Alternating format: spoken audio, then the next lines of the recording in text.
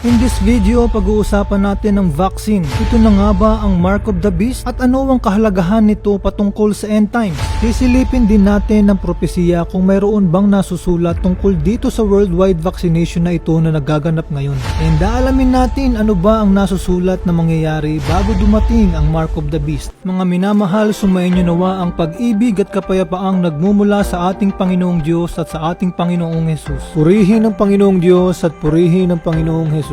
So yun na nga, maraming naguguluhan at maraming nalilito dahil sa mga balitang lumalabas na kapag hindi ka nagpa-vaccine ay ipapakulong ka or palalayasin. At sa ibang bansa naman ay ika-cut off nila yung cellphone connection mo at i-hold pa yung sweldo mo kapag tumanggi kang magpabakuna. Hindi ka na makakapagtrabaho, hindi ka na rin basta-basta makakatravel or pumasok sa mall at restaurants. May video din na kumakalat na dumidikit yung magnet doon sa pinagbakunahan. So there is something doon sa bakuna na hindi natin maipaliwanag. Marami ding namamatay kahit na bakunahan na. Kaya bilang mananampalataya, hindi nila tayo masisisi dahil aware tayo sa propesiya. Nag-iingat tayo at hindi tayo basta-basta bumabanat dahil baka nga ito na yung Mark of the Beast na tinutukoy sa Revelation 13. Tandaan natin, sinabi ng Panginoon, "My people are destroyed for lack of knowledge." Kailangan natin ng knowledge, wisdom at guidance ng Holy Spirit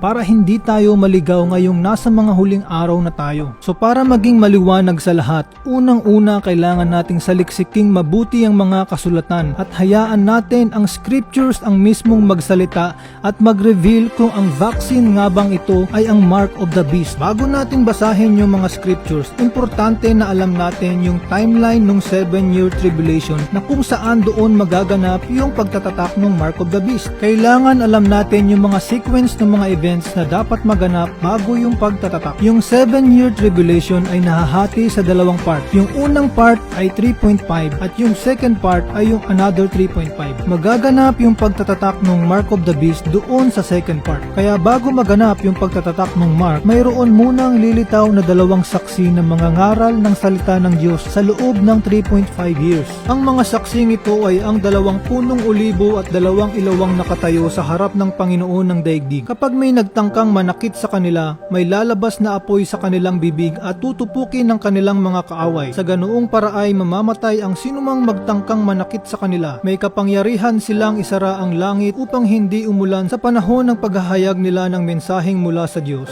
May kapangyarihan din silang gawing dugo ang tubig at magpadala ng anumang salot sa lupa tuwing naisin nila. Pagkatapos nilang magpatotoo, aahon ang halimaw na nasa napakalalim na hukay at makikipaglaban sa kanila. Matatalo sila at mapapatay ng halimaw at ang kanilang bangkay ay mahahandusay sa lansangan ng dakilang lungsod na sa espiritual na pangalay Sodoma at Ehipto kung saan ipinako sa krus ang kanilang Panginoon. Sa loob ng 3.5 araw, ang kanilang mga bangkay ay pagmamasdan ng mga tao mula sa iba't ibang lahi, lipi, wika at bansa at hindi papayag ang mga ito na mailibing ang mga bangkay. Magagalak ang lahat ng tao sa daigdig dahil sa pagkamatay ng dalawang saksi. Magdiriwang sila at magbibigayan ng mga regalo sapagkat ang dalawang propetang iyon ay nagdulot sa kanila ng labis na kahirapan. Pagkalipas ng 3.5 araw, pumasok sa kanila ang hininga ng buhay mula sa Diyos. Sila'y tumayo at labis na nasindak ang mga nakakita sa kanila. Pagkatapos ay narinig nilang nagsalita ang isang malakas na tinig mula sa langit. "Umakyat kayo rito!" At habang nakatingin ang kanilang mga kaaway, umakyat sila sa langit habang nakasakay sa ula. Nang oras din iyon ay lumindol ng napakalakas at nawasak ang 10 bahagi ng lungsod at 7,000 tao ang namatay. Ang mga natirang tao ay natakot at niluwalhati nila ang Diyos ng kalangitan. Natapos na ang ikalawang lagim at ang ikatlong lagim ay malapit na.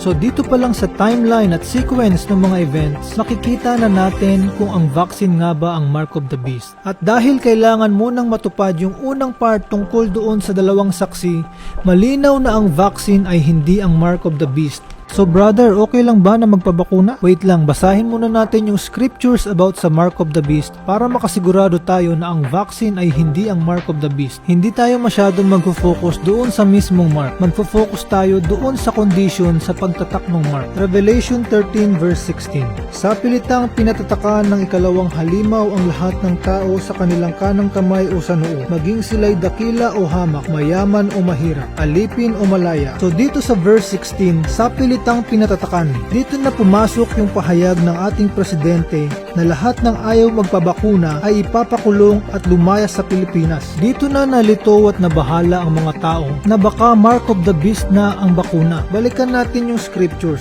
Sa pilitang pinatatakan ng ikalawang halimaw ang lahat ng tao. So sino itong ikalawang halimaw at paano natin siya makikilala? So dito sa verse 13, kahanga-hanga ang mga kababalaghang ginawa ng pangalawang halimaw. Nagpaulan siya ng apoy mula sa langit at ito'y nasaksihan ng mga tao. Malinaw na ang vaccine ay hindi ang mark of the beast sapagkat wala pa namang nagpapaulan ng apoy mula sa langit upang sapilitang patatakan ng mga tao. At ang bakunang ito ay hindi itinatatak o itinuturok sa kanang kamay o sa noo. Ngayon sasaliksikin natin ang propesiya kung mayroon bang nasusulat tungkol dito sa vaccine at itong global vaccination.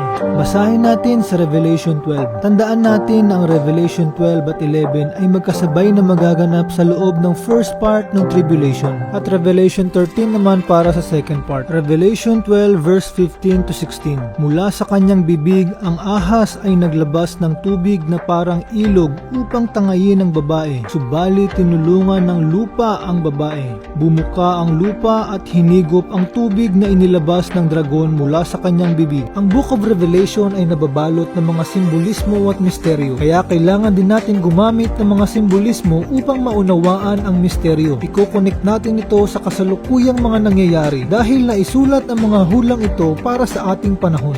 Mula sa kanyang bibig, ang ahas ay naglabas ng tubig na parang ilog upang tangayin ang babae. Subalit tinulungan ng lupa ang babae.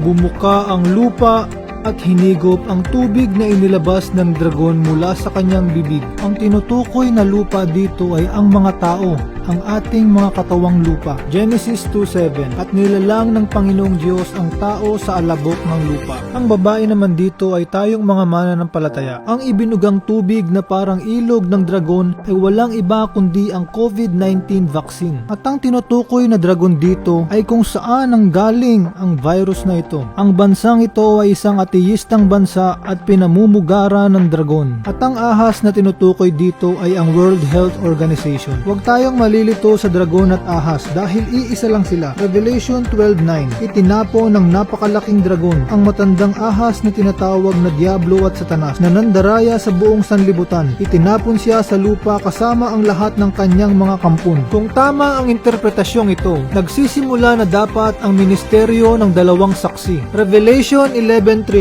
Isusugo ko ang dalawa kong saksi na nakadamit ng sako at sa loob ng 1,260 na araw ay ipapahayag nila ang mensaheng mula sa Diyos.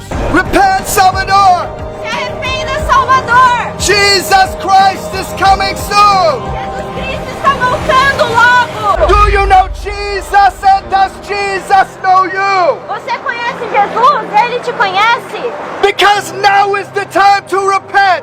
Return to your Maker and repent for your rebellion, Brazil.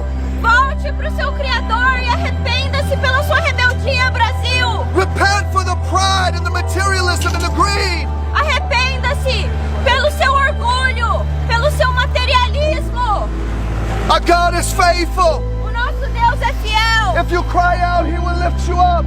E se você clamar o nome dele, ele vai te levantar! If you call upon His name, He will listen to you. E se você invocar o nome dele, ele vai te escutar! He doesn't want you to perish in sin. Ele não quer que você pereça no pecado! The day is late and the night is far spent, Brazil. O dia já está bem tarde, a noite já está quase acabando! If we do not repent, judgment is at the door. Sila na ba ang dalawang saksi na tinutukoy sa Revelation 11? At nag-umpisa na ba ang tribulation? Malalaman natin yan dahil ang dalawang saksing ito ay may kapangyarihang isara ang langit upang hindi umulan sa panahon ng kanilang pagpapahayag. May kapangyarihan din silang gawing dugo ang tubig at magpadala ng anumang salot sa lupa tuwing naisin nila. Ang tanong ngayon is, bilang mananampalataya, kukunin mo ba yung tubig na parang ilog na ibinuga ng ahas at nung dragon? Kanino ka magtitiwala? Sa ahas o kay Jesus? Magpapatangay ka ba sa agos? Ang agos na ito ay papunta sa marka ng halimaw. Ang sinumang nagnanais na magligtas ng kanyang buhay ay mawawalan nito. Ngunit ang mawalan ng kanyang buhay alang-alang sa akin at sa magandang balita ay magkakamit nito. Sa nakaupo sa trono at sa kordero, ang papuri at karangalan, kaluwalhatian at kapangyarihan magpakailanman. Amen.